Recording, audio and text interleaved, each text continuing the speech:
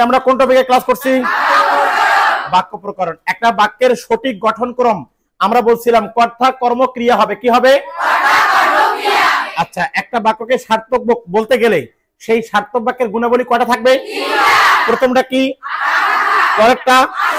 তারপর আমি বলছিলাম যে একটি বাক্য যোগ্যতা হারাতে পারে কয়টা কারণে? 6টি কারণে। প্রথমটা বলেন রীতিসিদ্ধ অর্থবাচকতা, দুর্বোধ্যতা, গুরুচণ্ডালী, বাহুল্য দোষ, বাগধারার শব্দ পরিবর্তন, উপমার ভুল প্রয়োগ। কয়টি কারণে যোগ্যতা হারাতে পারে? সবাই কি বুঝছেন? এছাড়াও আমরা আলোচনা করছিলাম হচ্ছে বাক্যের প্রকারভেদ নিয়ে। কি নিয়ে? আমরা বলছিলাম গঠন অনুসারে বাক্য কত প্রকার? 3 প্রকার। প্রথমটা কি? তারপর আমি বলছিলাম যদি কোনো বাক্যের মধ্যে একটা মাত্র সমাপিকা ক্রিয়া থাকে তাহলে সেই বাক্যটা কোন বাক্য? আচ্ছা, 2টা সমাপিকা ক্রিয়া থাকলে কয়টা বাক্য হবে? প্রথমটা কোন বাক্য? পরেরটা? যদি কখনো 2টি সমাপিকা ক্রিয়া থাকে এবং সাপেক্ষ সর্বনাম থাকে তখন সে কোন বাক্য হবে?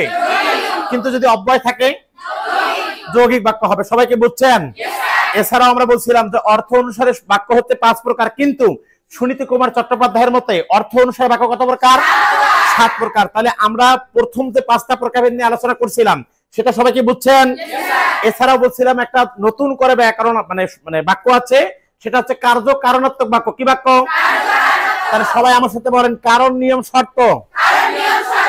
এই 3টি বোঝালে কোন বাক্য হবে? বলেন কারণ নিয়ম শর্ত, কার্য কারণাত্মক বাক্য। কিন্তু আরেকটা হচ্ছে সন্দেহমূলক বা সন্দেহ মানে বাচক বাক্য, সন্দেহমূলক বা সন্দেহবাচক বাক্য।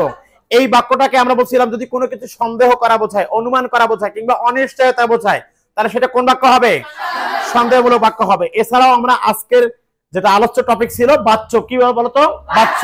তাহলে বলছিলাম যে একটা বাক্যের প্রকাশভঙ্গি কয়টা? 3টা। প্রথমটা কি বলতো? পরেরটা? তারপর? তো যদি কখনো কোনো একটা বাচ্চার মধ্যে বা কোনো একটা বাক্যের মধ্যে যদি ক্রিয়াটা কর্তার অনুসারী হয় তাহলে সেটা কোন বাচ্চা হবে? আর যদি ক্রিয়াটা কর্মের অনুসারী হয়, আর যদি কোনো বাচ্চার মধ্যে কর্ম না থাকে তাহলে সেটা কোন বাচ্চা? কিন্তু আমরা দেখলাম যে কখনো কখনো একটা বাচ্চার মধ্যে কর্ম থাকা সত্ত্বেও সেটা ভাব বাচ্চা হয়। তখন আমরা বলছিলাম যে একটা বাক্যের মধ্যে কর্ম থাকলে কয়টা বাচ্চা হইতে পারে? 2টা। একটা কর্ম বাচ্চা, একটা কি বাচ্চা? ভাব বাচ্চা। মানে কর্ম থাকলে কয়টা বাচ্চা হয়? 2টা। কর্ম বাচ্চা, ভাব বাচ্চা। কর্ম থাকলে 2টা বাচ্চা হইতে পারে, কর্ম বাচ্চা হইতে পারে, ভাব বাচ্চা হইতে পারে। যদি বাক্যটা সরাসরি বলা বোঝায় কিংবা ডিরেক্ট সেন্সে বলা বোঝায় তাহলে কোন বাচ্চা হবে? আর যদি বাক্যটা ইনডিরেক্ট সেন্সে বলা বোঝায়, পেছিয়ে বলা বোঝায় তাহলে কোন বাক্য হবে? সবাই কি বুঝছেন? এছাড়াও বলছিলাম সংস্কৃত ব্যাকরণ মতে বাচ্য 4 প্রকার। কত প্রকার? 4 প্রকার। নতুন করে আরেকটা পড়ছিলাম হচ্ছে কর্মকর্তৃ বাচ্য। কি বাচ্য? তাহলে আমি তোমাদেরকে বলছিলাম যে যদি কোন একটা বাক্যের মধ্যে বস্তুবাচক দ্বারা শুরু হয়, কি দ্বারা?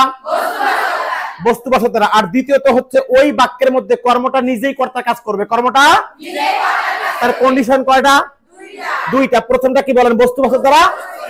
বলেন একসাথে বলেন, কি দ্বারা শুরু হবে? দ্বিতীয়টা কি? কর্মটা নিজেই কর্তা কাজ করবে। তাহলে দেখেন তো বাঁশি বাজে ওই মধুর লগনে, এখানে বস্তু দ্বারা শুরু হয়েছে কিনা? আবার দেখেন তো এই বাক্যের মধ্যে কর্মকে বাঁশি বাজানোর কাজটা করি তুমি অথবা আমি, বাট বাঁচতেছে কে? সে নিজেই। তাহলে বস্তু দ্বারা শুরু হয়েছে এবং কর্মটা নিজেই কর্তা কাজ করতেছে। এখন বাচ্চ কর্মকর্ত্রী বাচ্চ। কিন্তু দেখেন তো আমি একটা বাক্য বলছি পাহাড়ের ঢাল বেয়ে জল নামছে, কিন্তু দেখেন তো এইবার কি এই পাহাড়ের ঢাল বেয়ে এটা বাক্যের একটা অতিরিক্ত অংশ। কি অংশ? তাহলে বাক্যটা শুরু হয়েছে কই থেকে?